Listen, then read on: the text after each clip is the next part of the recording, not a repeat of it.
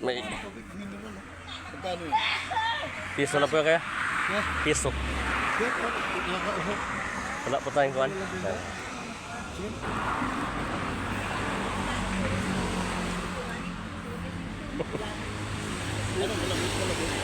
Lamig po. Ay. Sige. Yan na po yan.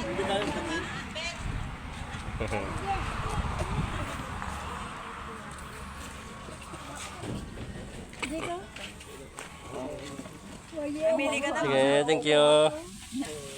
Dito na lang kami sa... Mineral yun, ano mineral? Yes, yes. Mineral pen, mineral. Sige po.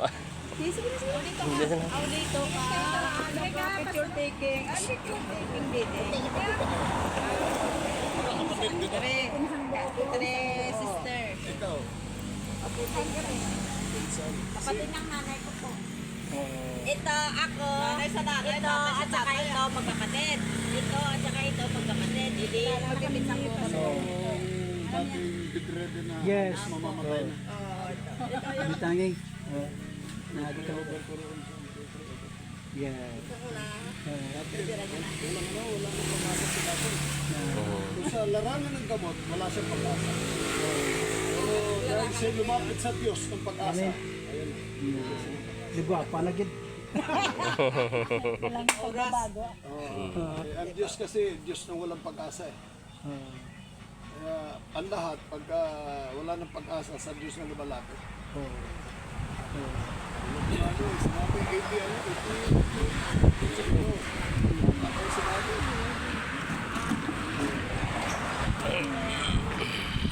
pero ito kasi ano, alam mo ang plano ng Diyos sa atin, ay kaligtasan. Ito maliligtas lang na wala tayong ginagawa pa. Ibig sabihin, dapat meron tayong panahon ng pagsasamba, lalo na araw ng Diyos. Kasi yung number one kasalanan na nagagawa ng tao, yung hindi niya pag-abot sa pamantayan, pagsamba araw ng Diyos. Number one kasalanan yun. Kasi sa Biblia, ayon sa batas ng Diyos, sa Exodo ang Kabanata 20, talata 3 ng Diyos, ang sabi ron, 6 na araw ibigay ko sa inyo, Lunes hanggang Sabado. Magtrabaho tayo hanggang gusto natin hanggang gabi. Pero araw ng ito para sa Diyos, bawal ng Diyos ang magtrabaho araw ng ito. At pagka ginawa natin yun yung malaking kasalanan nila. Hindi pag-abot. Yun yung pamantayan ng Diyos eh. Batas yan. Yung mga ganito. Pag yung mga anak natin, di ba, may tagubilin tayo. Anak, huwag kang lalabas. Nilinis ka ng bahay. Nung dumating ka, yung tagubilin mo, yung pinipili mo, hindi ginawa, ano mararamdaman? Galit. Yun ang Diyos. Ang utos ng Diyos, paglinggo sasamba tayo. Dahil hindi natin ginagawa, galit. Paano niya ipararamdam yung galit? Problema, pagsubok na ano siguro natin na karamdaman. Ngayon, ang aming parang lang, upang tayo maalis na sa galit ng Diyos, magbalik doon tayo sa Panginoon. Yung linggo, dapat may panahon tayo. Kaya nga, yun ang nasa Biblia. Hindi na natin mababago yung tadhana ng Biblia. Yun talagang Biblia. Ever since, yun na, simula hanggang katapusan, yung Biblia dapat isagawa ng tao. Ngayon, huwag tayong matuwa kung tayo gumaling. Minsan, mga tao natuwa lang dahil gumaling. Dapat, ikatuwa natin kung yung pangalan natin nakasulat sa aklat ng buhay. Sapagkat, anak kasi siguro sa langit, yung mga pangalan nakasulat sa aklat ng buhay. Yung sabi nila, paano ba may susulat yung pangalan sa aklat ng buhay? Ang sabi ng iba, ako sigurado na ako kasi nabinyagan ako eh. Ako sigurado ako kasi nakumpilan ako. Yung mga salitang binyag at kumpil, wala sa Biblia. Ang tanging paraan lang upang maisulat ang ating pangalan sa aklat ng buhay at tatanggapin natin si Jesus. Sabi sa Biblia, ang sabi ng Gawa 4:12, walang pangalan ibigay sa sino ng langit na sukat natin ikaligtas, hindi ang pangalan lamang ng Panginoon Kristo. At ang sabi ng Panginoon Kristo sa Juan 14:6, ako ang daan, buhay at ang katotohanan, sino man na hindi makaparoroon sa Ama, kung hindi sa pamamagitan nito. Kailangan natin sa Kristo. Hindi ang reliyon, hindi ang sekta o denominasyon. Ito lang yan. Dalawang bagay na hinanda ng Diyos para sa buhay na may katapusan. Ang ibig kong sabihin, yung buhay natin dito may katapusan dito. Kasi mamamatay at mamamatay. Kahit na lumapit tayo sa specialist ng doktor, gamitin na natin ang lahat ng ating kayamanan kung mayaman tayo. Katulad ni Marcos, lahat ng kayamanan nasa kanya. Nagpagamot siya, hindi nadugtungan yung kanyang buhay. Bakit? May hangganan ang buhay ng tao. Pag natapos yung buhay natin dito, yan na yan. Ang tawag dyan, pansamantalang buhay dito sa lupa. Meron bang buhay pa sa kabilang buhay? Meron. Buhay na walang katapusan. Mamimili tayo ngayon. Ano bang gustong buhay mo? Buhay sa piling ng Diyos o buhay sa piling ni Satanas? Yan lang yan. Di ba? Marami sa ating gusto natin sa Diyos eh. Di ba? Ngayon, ito lang yan. Ang Diyos banal. Ang langit ay banal. Imposible na papasok tayo kung hindi tayo gumagawa ng gusto ng Diyos na banal. Para pumasok tayo sa langit, makasiguro, maglalaan ka ng panahon. Yung linggo, sasamba ka. Ito lang yan. Pag hindi ka naglaan ng panahon, matay tayo rito, mamamatay naman talaga, doon tayo mapupunta sa tinatawag na eternal damnation. Ang ibig sabihin ng eternal damnation, walang hanggang kaparusahan ng Diyos sa piling ng masasabi. Hanggang kailan ba yan? Yun ang tinatawag na forever and ever, ever. Wala nang katapusan na. Kaya, ang tao habang nabubuhay, titiyakin niya na kapag siya namatay, sigurado niya ang langit, buhay na walang hanggan. Kasi ang sabi ng Biblia, ito. Ang sabi ng Revelation, chapter 20, 14-15, ang kanino mong pangalan na hindi nasumpungang nakasulat sa aklat ng buhay, siya ay itatapon at ibubulid sa kadagat-dagatang apoy. Pakibasa mo nga, Brother Johnson.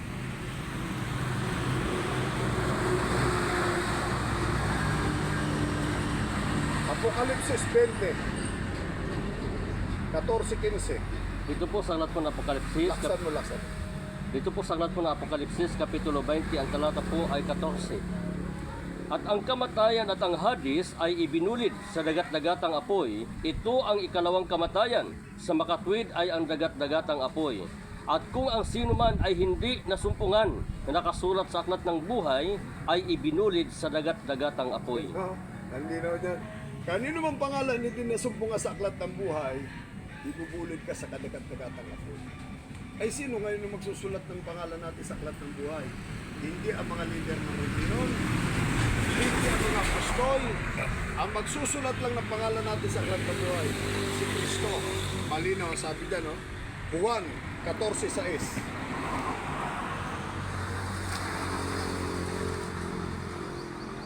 Dito po sa aklat po ng Juan, Kapitulo 14, ang talata po ay 6. Sinabi sa kanya ni Jesus, ako ang daan at ang katotohanan at ang buhay. Sino man ay hindi makaparoon sa Ama, kundi sa pamagitan ko. Malinaw yan, sabi ni Kristo, ako ang daan at ang buhay. Walang hanggan. Walang makaparoroon sa Ama kung hindi tayo dadaan sa kanya sa Kristo. Sapagkat si Kristo ang daan at ang buhay. Ano ba yung apoy ng impyerno? Yung apoy ng impyerno, yan yung final destination ng masamang kaluluwa. Ang ibig sabihin dyan, pag sinabing masamang kaluluwa, yung mga wala ng panahon para sa Diyos. Hindi siya sumasamba, yun yung pinakamatinding kasalanan. Yung hindi siya sumasamba tuwing linggo. Mas ano yan? Yan ang mabigat na kasalanan. Kaya si Mami, pag nakasamba yan, marirecover yan. Lalakas yan, lulusog yan. Yun ang pinakamatinding kasalanan ng tao.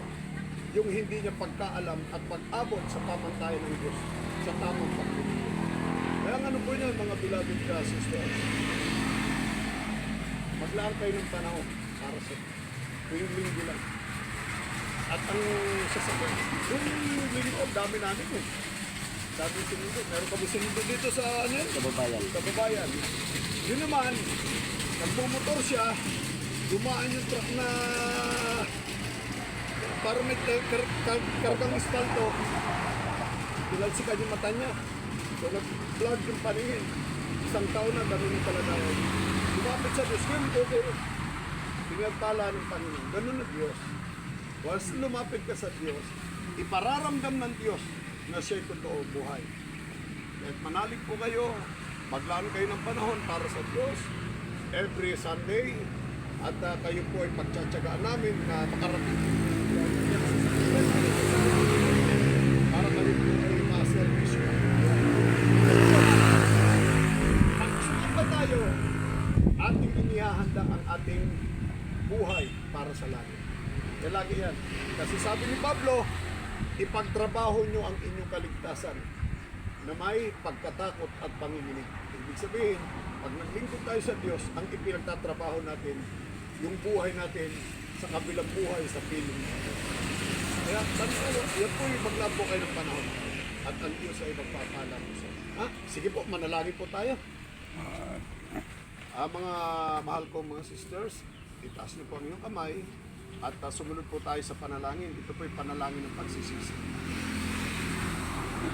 Panginoong Isus, Panginoong Isus, ako po ay nagpapasalamat ay nagpapasalamat sa sa dakilang Ebanghelyo na sa oras na ito. Panginoong Isus, Panginoong Isus, tinatanggap kita bilang Panginoon, bilang Panginoon, Diyos, Diyos at at Hari ng aking buhay. iligtas mo po ako Ligtas niyo po ako sa mga magsakit sa pangalan ng Isus. ng Isus. Opo, dakilang kapagpala po namin na mahal ko sa mga Panginoon sa mahal na Panginoon Diyos. Patunayan mo sa kanila na ikaw ay Diyos na buhay sa kapwa. Kayo po ang gumawa ng kapamaraanan para sa kanilang kaligtasan. Tawag mo silang kahabag kayo ng mga panahon para sa kanila. Sa pangalan ng Isus, sa pangalan ng Isus, ito po kami sa pangalan. Amen and amen. Sa ano po, sa Sunday, try niyo po ang Panginoon, ha? O para si Mami, si Mami, ay, table ba si Mami? Oo, mahirap din si Mami. Pero yung ano yun, pwede naman kayo paling-paling. Ay, Pastor, Opo. ano po yung reliyon nyo yan? Born again po ito. Born again. Ito po yung Jesus Miracle Crusade. Pero sa born again ka pa rin, Pastor.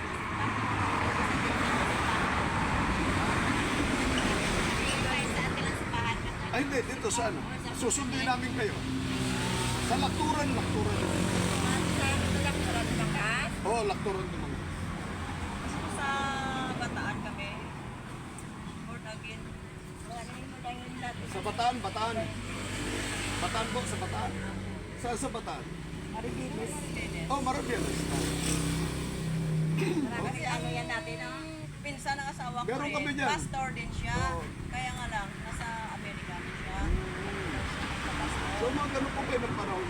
Mahalaga po ang Dati na po kayong pastor. matagal na po. Tagal na. Year 1978 pa po. Kasi Sunday na.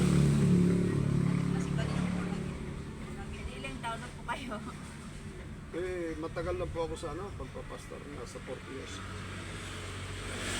Dati noon, nasa international ako. Dumating yung panahon na nagkaroon ng pagbabago ang tawag ng Diyos.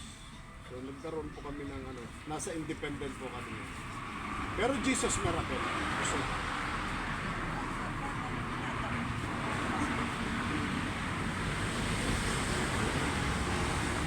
ano po kayo, lahat po kayo ng panahon, beloved sister. Mahalaga po yun. Pagpatuloy nyo po yung paglilingkod nyo.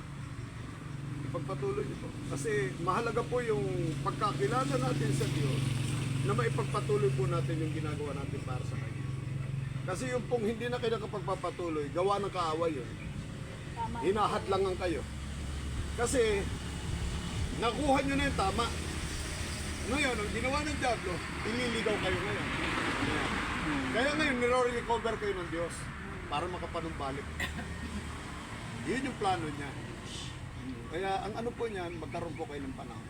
Tuwing linggo, alas 7 ng umaga po. Anong oras yan, Pastor? Alas 7 ng umaga, Hanggang? alas 11. Plus, Hindi, sa umaga, 4 hours talaga yung simba. 7 to 11, alas 8. Kasi sa Biblia ito, alam nyo yung ating pagsamba ng ginagawa ng 4 hours, napaka-iksi nun eh. Ang sabi ng Panginoon, yung buong isang linggo, iaala nyo sa atin. Kung pwede bang yung magtatrabaho, alam mo, yung Lunes, 4 na oras lang kunin mo dyan. Martes, 4 na oras lang, hindi. Ito yung gabuti ng Diyos. Buong Lunes, magtrabaho ka na. Buong Martes, magtrabaho ka na. Pero yung linggo, iaalay mo sa akin yan. Yan po yan. Kita niyo po, napakabuti ng Diyos. Pero yun yung 6 na araw binigay sa atin. 6 sa kanya 1 araw lang. Tapos 4 na oras nga lang. Yung iba nga eh. Yung iba ayaw pa talaga. Kunin pa yung araw ng linggo para sa kabubuhay. Kaya nagkakasala ang tao. Try nyo po. Sa umpisa, ano po yan, beloved sister? Nakakadalo na po kayo sa born again.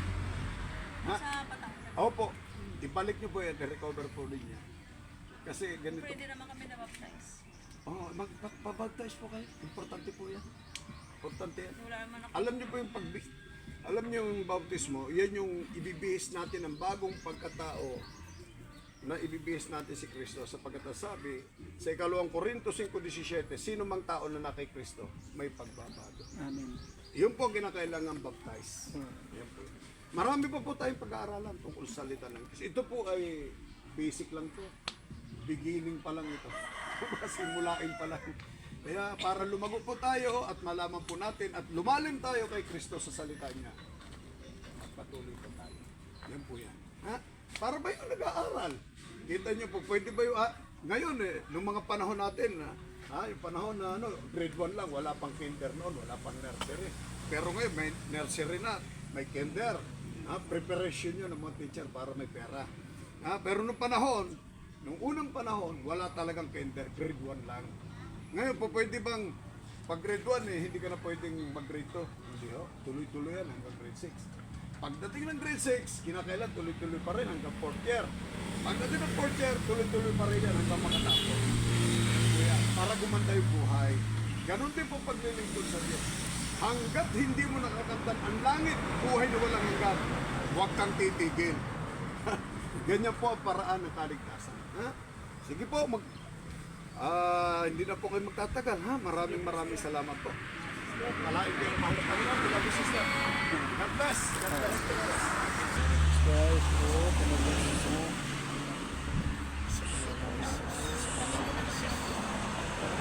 Bless mo siya. Amayan mo po siya. By faith, by miracle, in Jesus' name. In Jesus' name. In Jesus' name. Hallelujah. Jesus name. Hallelujah. Ayan, parang ano lang yan. Sa mga hindi pa nakaka-experience, para bang nakakatawa. Pero pag nakita mo yung nilalaman ng Biblia, they shall have spirits of temptation all the time. Cancer, leukemia, kahit ngayon patay, pwede paganak pa buhay. Amen. Ang pananampalataya. Ang pananampalataya, ganito lang yan. Yung pananampalataya, paniniwala natin sa mga bagay na di natin nakikita. Yun yung teknolohiya ng pananampalataya. Ang sabi ng Biblia, ang pananampalataya ay kapanatagan ng mga bagay na inaasahan natin, na matatanggap natin, subalit di natin nakikita. Kaya manampalataya ka, pinagaling ka naman. Amen. Amen. Tama. Amen. Amen. Ibig sabihin sang-ayon. Ayun. Sige mga kapatid, ano sa kami? God bless. God bless. God bless. Ay, makami kabalo ka na lurak. Kung kapag kami ang kapal ni mami. Mga manuras ka po? Kapay mga